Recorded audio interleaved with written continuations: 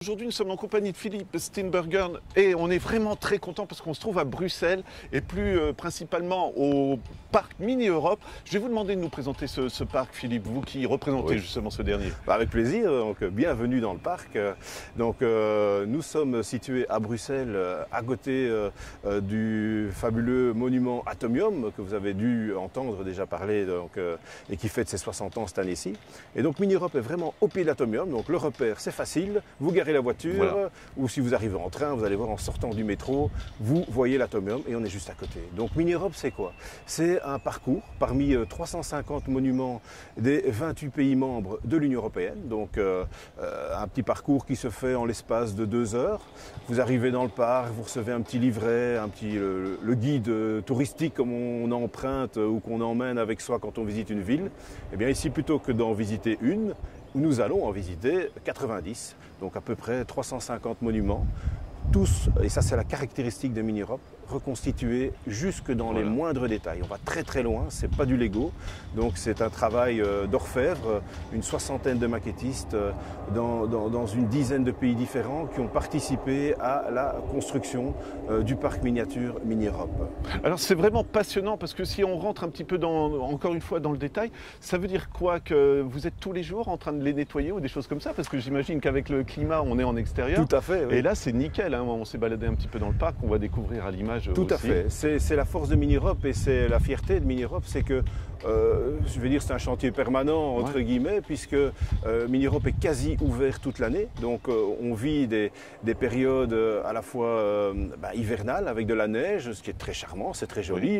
Une petite couche fine de givre sur les monuments, ça donne un autre espace, ou en effet un autre point de vue, on va dire, du parc. Tout comme on a les grosses chaleurs comme on a actuellement. Et tout ça en dommage, entre guillemets, sans compter les canards, les oiseaux qui circulent et eux qui ne demandent pas s'ils peuvent se poster au sommet d'une tour où il y a un beau petit fer forgé reproduit et qu'on verra plier. Bon, ça c'est comme ça. Donc il y a un travail en permanence et il y a des nouveautés aussi en permanence. Donc le parc évolue très certainement, oui. C'est quoi le but? C'est vraiment les monuments principaux des capitales ou alors c'est des bâtiments qui représentent un pays tout simplement? C'est ça, c'est une sélection. C'est une sélection. Donc il y a toujours des frustrations quand on visite le parc parce qu'il y a des amis français qui vont nous dire mais vous n'avez pas mis le Mont-Saint-Michel. Oui, il a fallu faire un choix et c'est un choix en fait qui reprend justement un peu les héritages européens au travers des religions, au travers du commerce, au travers de la qualité architecturale. Et donc il y a des églises quasiment dans chaque pays, donc on n'allait pas pouvoir mettre une église pour chaque pays non plus. Donc il y a la démocratie avec le Parlement, des Houses of Parliament, avec la démocratie à 2 chambres ici qui représente la Grande-Bretagne. Il y a les fondements de la démocratie avec l'Acropole à Athènes. Donc il y a les citadelles donc, qui défendaient à l'époque, ça permet de parler des conflits. Il y a les cimetières avec 14-18. Donc c'est très varié et donc il ne faut pas le concevoir en disant oh on a oublié ça. C'est pas le but. Le but c'est de voyager, de redécouvrir et justement de mettre en valeur les interconnexions entre chaque pays puisque l'Union européenne, ok, elle est jeune, c'est un projet politique, économique, mais l'Europe, elle est bien plus ancienne. Et donc, du coup, c'est ça qu'on veut faire, c'est les fondements, c'est l'histoire européenne qu'on explique au travers de ces monuments miniatures. C'est ça, il y a bien sûr l'aspect ludique pour les enfants, ils peuvent se promener, puis pour les grands, c'est aussi des maquettes. Je suis sûr qu'il y a des gens qui sont jaloux, qui aimeraient bien reproduire chez eux. Mais je trouve ça un petit peu touchant aussi, parce que malgré tout, là, on a vraiment une vue de toute l'Europe. On parle toujours comme ça de l'Europe un peu en général.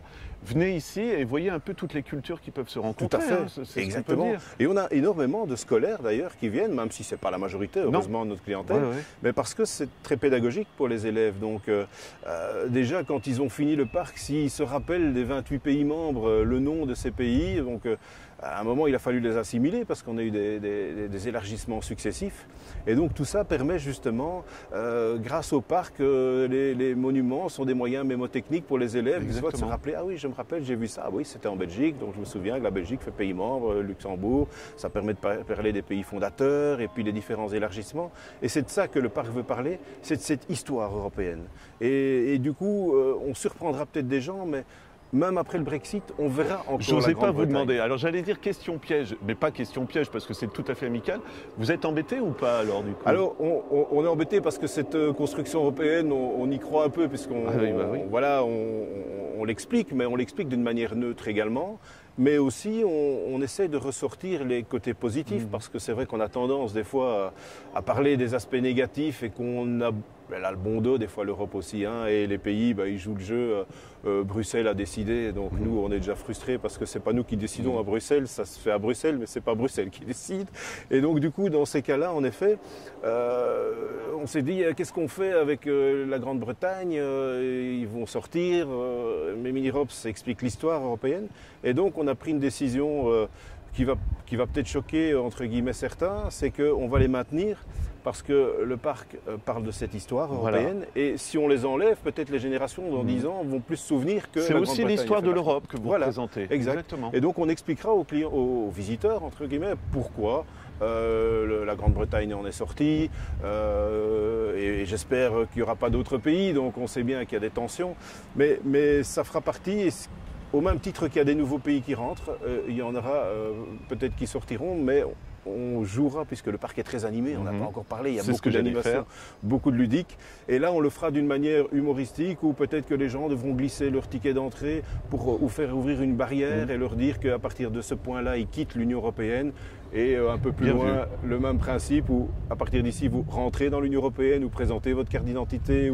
Donc, on est Il y a toujours des idées. Quoi. Voilà, tout à fait. On est très riche en recherche d'idées permanentes. J'allais y arriver justement. Côté animation, on se promène, bien évidemment, ce sont des maquettes magnifiques, mais même il y a un aéroport, il y a des bateaux qui circulent, il y a des trains. Il y a aussi, alors je vais vous laisser nous raconter tout ça un petit peu, mais également le passé de l'Europe. On reconstitue Rome ou des choses comme ça. Je vous laisse nous tout en à parler. fait. Donc, comme on disait, les héritages européens, donc on a tous des racines. Les Romains, donc, qui ont créé cette première Union européenne avec la force quand même. Donc, mais c'est une réalité, ça fait partie de notre histoire.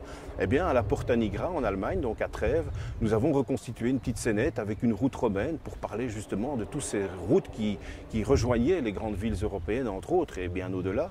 On a développé donc au pied de la Porta Nigra aussi une reconstitution comme si on filmait entre guillemets des soldats qui s'entraînent en costume d'époque. Donc tout ça est créé en 3D, donc avec des imprimantes 3D, on fait vraiment des merveilles actuellement avec le souci du détail.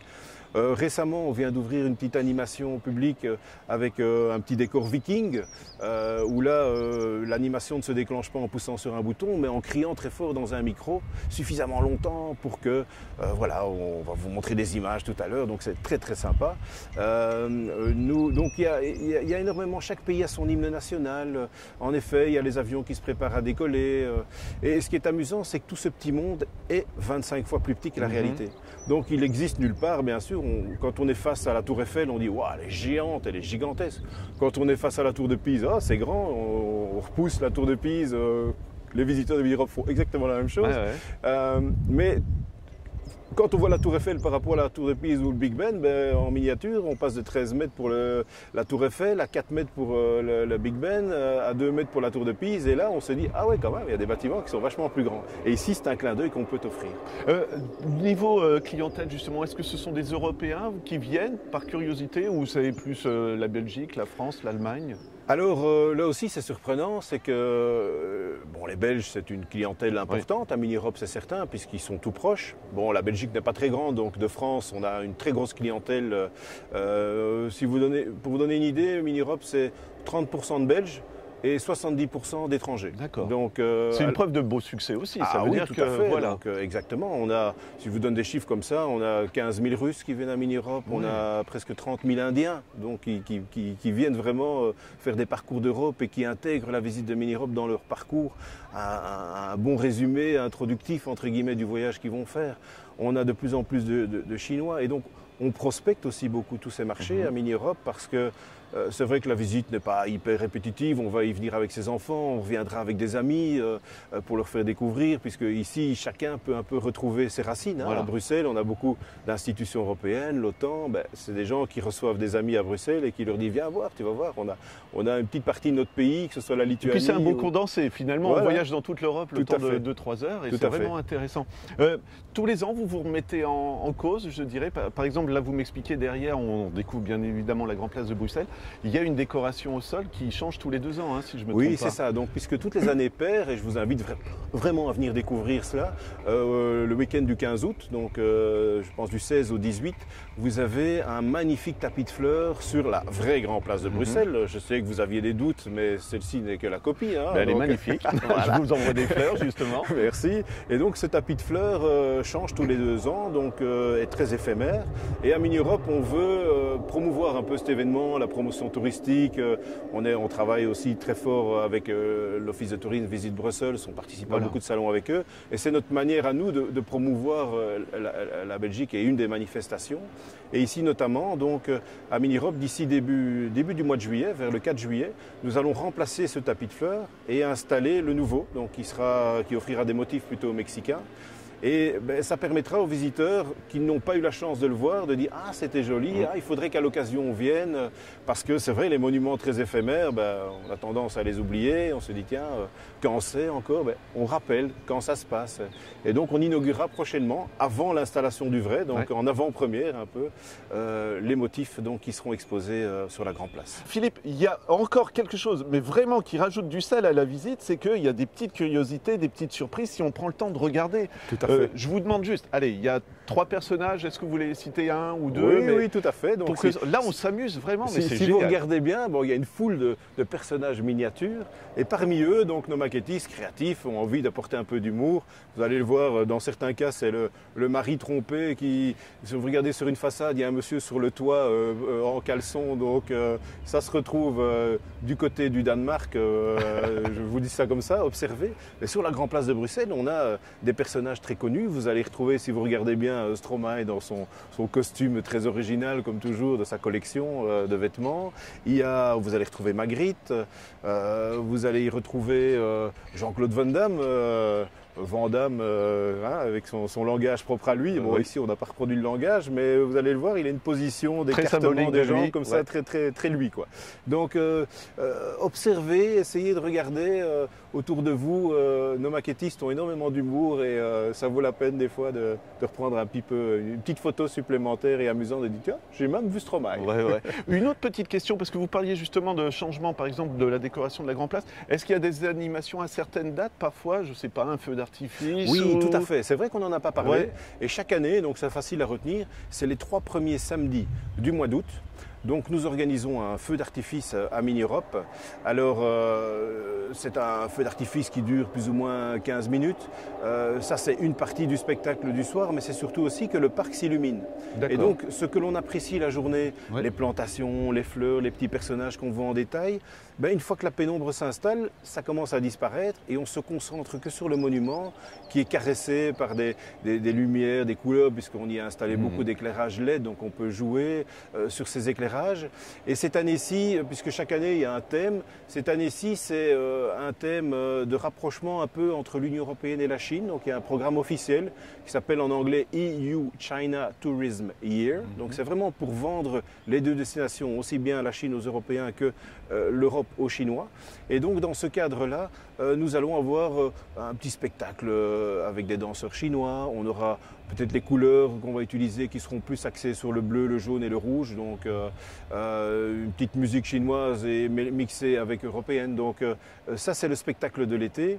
Et dans ce contexte-là, vous le verrez également, nous avons des lanternes chinoises. Des lanternes qui sont vraiment des personnages grandeur nature, qui sont assez impressionnants et qui parlent un peu de l'histoire chinoise, qu'on explique un petit peu. Donc le royaume des Han qui a été divisé. Donc on explique un petit peu avec ces personnages sous forme de masques et ce sont des lanternes, donc elles seront éclairées également pour les nocturnes.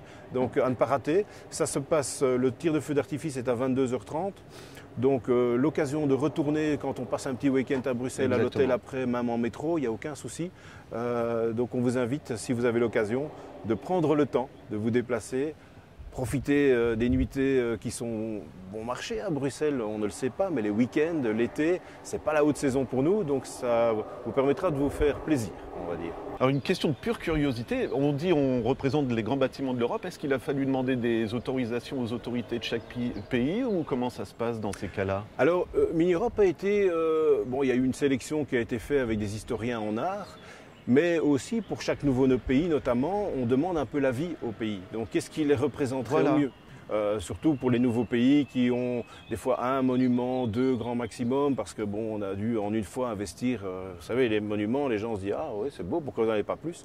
Quand on leur parle que ça coûte quand même en moyenne 75 000 euros par monument, qu'il y a des monuments qui montent jusqu'à 250, 300 000 euros, on dit oups, c'est le prix de mon appartement, de ma maison ça. Donc, et que des petites animations comme un train qui circule et qui fait près de 4000 km par an, ben, imaginez que votre voiture ferait 4000 km, mais fois 25, ça fait de l'usure ici et là.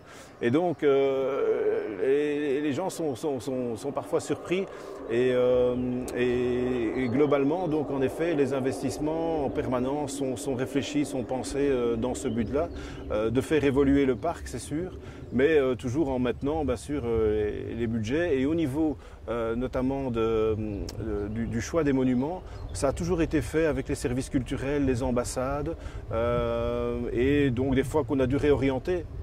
Un exemple, la Hongrie voulait le Parlement hongrois à Budapest, qui est gigantesque, qui est magnifique, mais financièrement, il était quasiment pas faisable. Et finalement, ils se sont ravisés et ont plutôt décidé de promouvoir la destination thermale. Et donc on a inauguré un magnifique bâtiment, les bains de Széchenyi, et donc ils en sont d'autant plus contents de donner une image plutôt touristique. C'est une belle pub pour chaque pays, je suis en train de me dire. Tout à fait. Quand vous expliquez que c'est la Hongrie qui a dit tiens, on pourra peut-être montrer ce qu'on peut faire pour les touristes chez nous. On est entre guillemets un magnifique showroom, entre guillemets, à la fois pour les tour opérateurs qui veulent vendre les destinations européennes et pour les offices du tourisme qui se mettent en valeur, et ça donne des idées parce que Mini-Europe va représenter des monuments moins connus aussi. La chapelle Ronchamp, Notre-Dame de Ronchamp, construite par l'architecte Le Corbusier, tout le monde ne connaît pas. Et donc là, les gens disent ah mais ça a l'air joli, où c'est les Salines Royales à Arc-et-Senans, puisque je parle de monuments français, c'est un peu moins connu, tout le monde connaît le Mont-Saint-Michel, la Tour Eiffel, l'Arc de Triomphe, on les a aussi, mais aussi on essaye de créer la surprise et de donner envie d'aller découvrir des destinations moins connues. Voilà. Alors c'est pas méchant du tout, moi je me dis, il y a des gens, ils disent c'est des maquettes, des choses comme ça, mais est-ce que vous considérez que c'est aussi des œuvres d'art? Pour moi, parce que quand vous l'expliquez, c'est pas le gars qui fait ça à la va-vite, il y a des vraies pièces et des choses comme ça. Tout à fait. Pour moi, c'est artistique tout ce parc finalement, non? C'est artistique, c'est reconstituer à l'identique quelque chose qui existe, mais il ne suffit pas de claquer des doigts. Voilà. Donc il y a des nouvelles techniques, c'est certain, qui sont plus informatisées qu'avant, mais la plupart du parc, 80-90% du parc a été construit avec des techniques d'assemblage, de modelage en plasticine pour avoir... vous savez, derrière nous, vous allez le voir, la Grande Place de Bruxelles, c'est sur l'hôtel de ville. Il y a une centaine de différentes statues donc, qui décorent cette façade gothique, mais elles sont toutes différentes les unes des autres. Donc il faut s'imaginer que quelqu'un les a sculptées d'abord, et puis on en a pris le moule, l'empreinte, qu'on appelle un master, on rassemble chaque fois chaque chose, on y coule un silicone pour prendre donc cette empreinte, et la dernière étape c'est le master, c'est qu'on coule vraiment la matière qui sera exposée, et puis peinte, finie, patinée, des détails jusqu'à la feuille d'or. Donc on appose des feuilles d'or sur des statues pour donner ce brillant tel qu'on peut le retrouver dans les véritables monuments. Donc si on peint ça avec une couleur, c'est mat, donc ça ne donne pas ce brillant. Et donc quand on visite le parc, regardez tous ces détails, appréciez ces détails Et profitez-en finalement de pouvoir survoler des monuments et d'apprécier des détails qu'on ne voit pas en réalité parce Exactement. qu'on a la chance d'être à hauteur de certains détails. Visiter la Grand Place miniature et puis retourner dans la vraie, je suis sûr que vous n'allez pas la regarder de la même manière. Exactement. Question de pure curiosité, est-ce qu'il y a des officiels qui sont déjà venus ici, soit Oui. inaugurer une maquette ou Tout à quelque fait. chose? On a eu d'échevins, de maires de villes, même un pape qui est venu bénir une maquette en Bulgarie à génial. Mini-Europe, un président donc, pour la Croatie. Donc on a eu l'ex-président du Conseil de l'Europe, M. Herman Van Rompuy, qui est venu, qui était ici au milieu de la Grande Place de Bruxelles pour inaugurer la deuxième version, parce Ouais, qu'avec ouais. le temps, on en a parlé tout à l'heure, ça s'abîme. On l'a rénové complètement, reconstruit, j'ai même envie de dire, une nouvelle maquette il y a quelques années pour les 20 ans de Mini-Europe. Donc on l'avait célébré et inauguré en sa présence ici, donc la nouvelle maquette. Donc il y a beaucoup de personnalités et aussi des stars. Il y a eu Leonardo DiCaprio qui est venu D'accord. visiter le parc avec Gisèle Bündchen à l'époque. Donc, S'il vous plaît. et sa grand-mère. Donc on a beaucoup de gens qui viennent incognito et c'est des fois grâce finalement aux photographes qui vous invitent à prendre une photo avec la tortue qui est la mascotte du parc. Qu'on nous dit, tu as vu, il y a eu tel champion de football qui est venu, tu as vu, il y a tel acteur, tel présentateur de TV qui est venu. Je dis, ah, c'est bien, ben, on les ennuie pas, ils sont là incognito, ils viennent pas pour être connus. Et donc, ça nous fait plaisir de dire, c'est une reconnaissance que même des stars viennent découvrir le parc. Donc, certainement, on a eu beaucoup de personnalités. Voilà, Philippe, si on n'a pas convaincu les gens de venir, je ne comprends pas du tout. Simplement, dernier détail, les horaires d'ouverture, comment ça se passe Oui. Voilà, un site Tout internet. à fait, oui. Donc on est ouvert tous les jours, sans interruption, jusqu'au 6 janvier. À partir de la mi-mars vers le 10-11 mars, on réouvre chaque année. Et l'été, on a des heures d'ouverture un peu plus prolongées. Donc quand je dis l'été, c'est juillet-août jusqu'à 20h, dernière entrée à 19h. On commence toujours vers 9h30. Et en basse saison, on commence à 9h30, 10h à partir d'octobre, jusqu'à toujours 18h dans ces cas-là. Dernière entrée toujours 1 heure avant, parce qu'il vous faut le temps de visiter. Bon, 1 heure, c'est un peu juste, donc prévoyez quand même au plus tard d'arriver vers 4h en basse saison. Voilà. Et très simple à trouver, encore une fois, il y a l'Atomium, on va le voir à l'image. Tout à fait. Donc si vous êtes perdu, vous regardez, vous voyez Voilà. l'Atomium, il y a le mini-parc Tout à à fait. côté. On vous attend. Merci beaucoup, Philippe. Merci à vous.